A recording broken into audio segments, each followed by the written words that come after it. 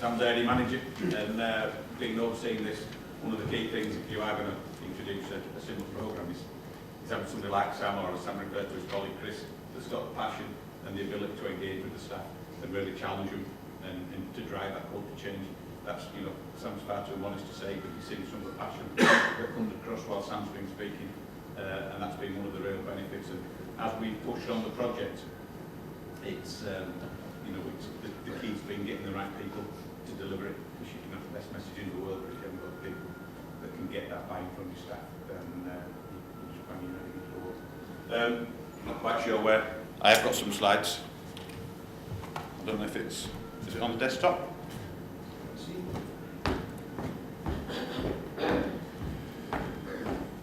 I think I found it.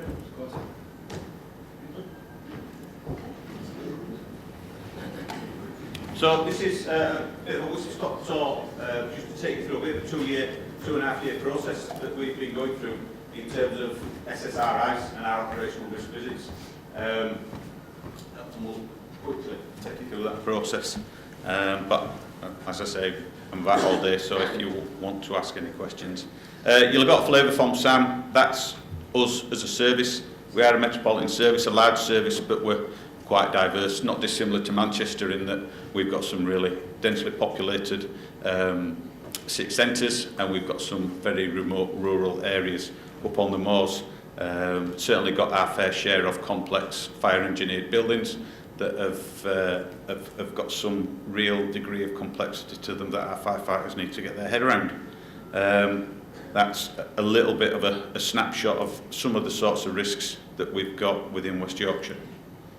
So in terms of the background, I came into post 2.5 years ago, and that's what we were delivering. And there was an element of how the hell can we continue to deliver and maintain and update the information on 6,000 sites. We got there through a number of reasons, all well-intentioned, that our operational risk visits were going to be the eyes and ears as well of our risk-based inspection programme, so there was ties into fire safety audits as well. But the bottom line was we could not maintain relevant, up-to-date, useful information on 6,000 premises, via 6,000 visits, because that was accumulating year on year. So we were actually in the region of 60,000 different pieces of risk information for West Yorkshire, which was just unachievable to maintain it. So we put a bit of a pause on it because we were just drowning in risk information, and we just didn't have the capacity within the team to look at the processes that we needed to change. So we put a pause on it to give ourselves a little bit of breathing space and just take a step back and have a fresh look at how we were going to tackle the problem.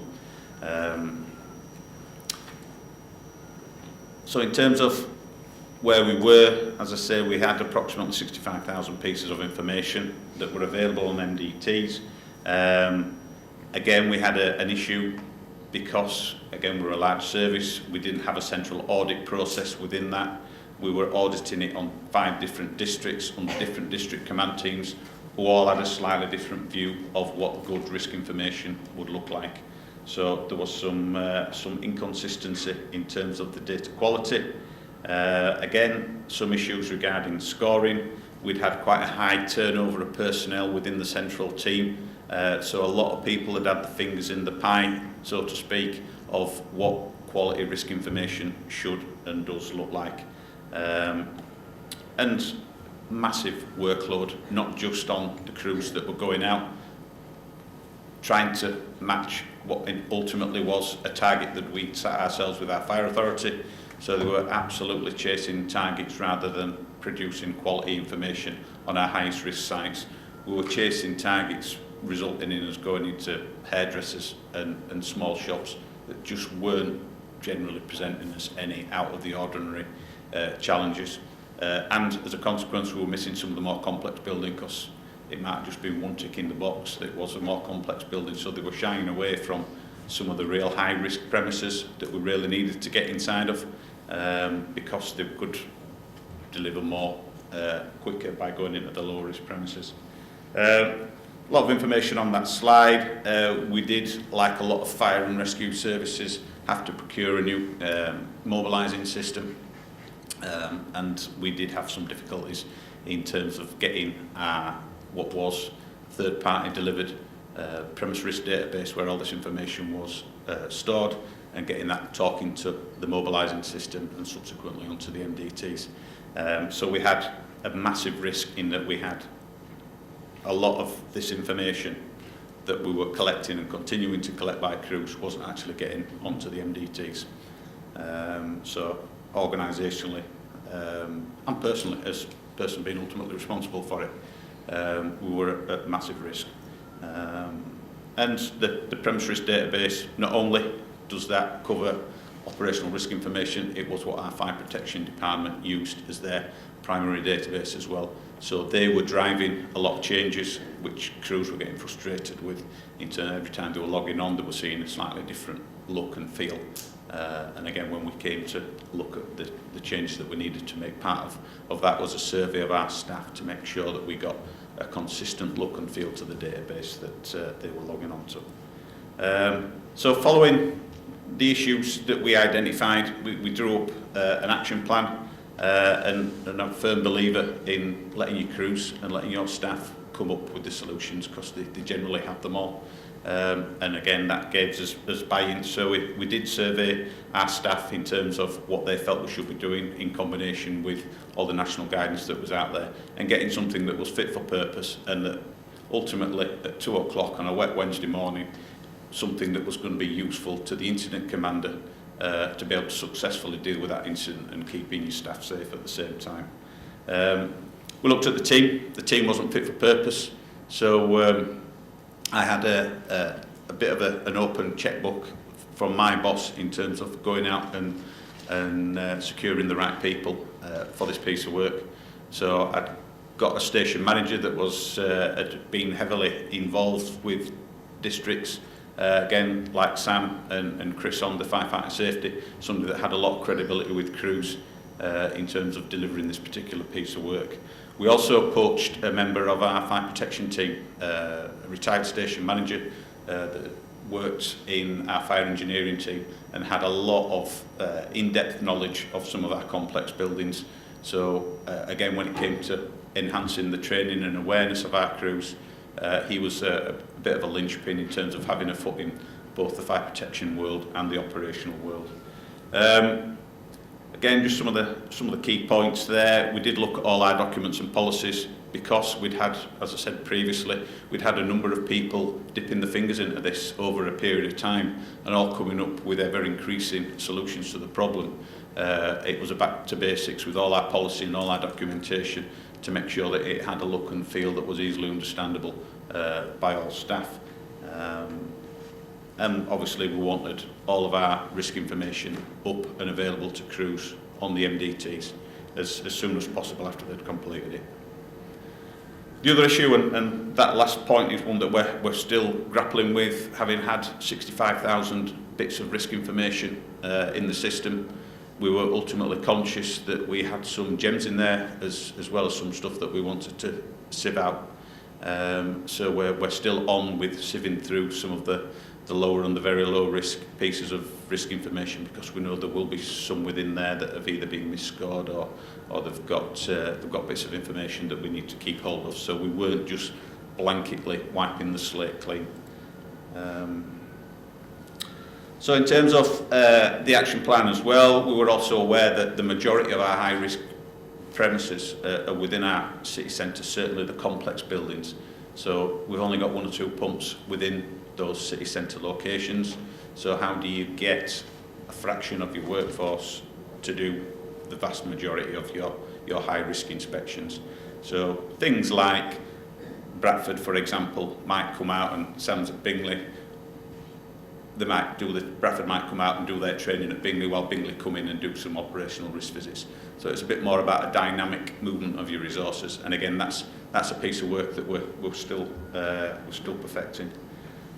We had risk information in a number of different guises, whether that was risk templates, the coma plans, tactical information plans. We had 4 different sets of risk information, that had evolved over a period of time. So part of the project as well was to bring them all under one standardised template so that people knew exactly what they'd be looking for, what bit of information was going to be at what location.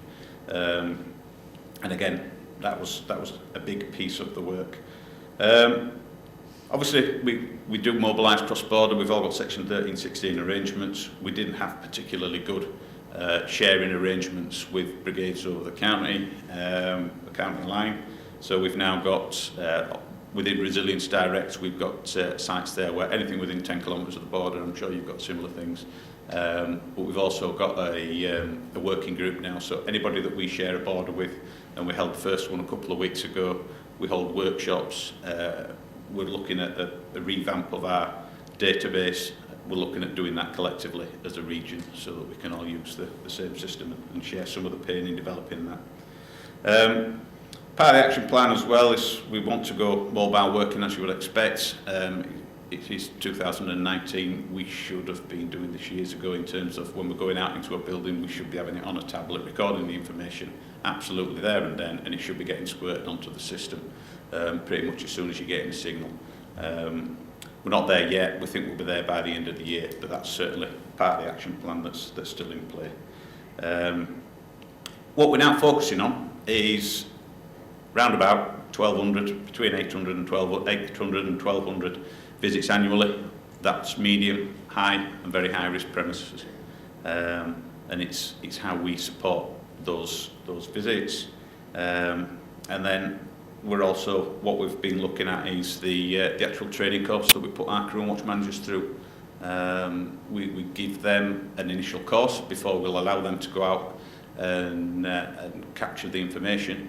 And then what we also do is, because the crews themselves are integral to the risk inspection, we do what we call a number of topic talks. So I think we're totaling something in the region of 20 topic talks now. So that might cover themes such as firefighting shafts, automatic opening vents, so that when they're going around some of these more complex buildings, they will get a real feel for how these systems should work and what their actions should be should they get the premise on fire. What we also do is as well, we talk about getting some of the fire protection expertise within the department. They'll carry out joint inspections as well. So if there is a particularly complex building or a new site that they've not been around before, then a member of the fire protection team can go out with them and explain some of the systems as they're going around. So in terms of where we're at now, we have a risk matrix that's identified the sites that we need to be going out and looking at. That doesn't take away the autonomy that watchers have got at a local level. So if something does slip through, the crews have very much got the autonomy to flag that up and say we need to be out at that building, there's such and such being built, or they've changed the way of working at a particular site. So that can be fed in as well. We have overcome our IT problems. He said touching wood, because I do get regular phone calls saying it's broken again. But I think we're pretty much there in terms of making sure that all our risk information is on the MDTs as soon as it possibly can be. One of the big bits that we are particularly proud of is the audit now. He's all done within the central team. Got Neil sat next to Sam, who's part of the team, so if you need to pick his brains, he'll talk in far more detail than I will. But the central audit has really ironed out a lot of those inconsistencies that I talked about earlier. All of our policy documents have been updated, and we've got them all on one central site now. That's all been cleaned up. Training support is there. We continue to do joint visits. We continue to go out to watchers to talk them through risk inspections that we do. The allocation, so central team will, from the 1,200 list that we've got, they will allocate them to districts then allocate them to watchers, and they will then coordinate at a local level what pumps are going to come into the middle of Leeds, Bradford, wherever it may be, and which ones are going to go out and balance the fire cover elsewhere. The ORV course itself has had a complete overhaul to make sure that that's completely up to date and relevant for what we're asking our crews to do, and we've now got standard templates for all of our risk information that's within the database.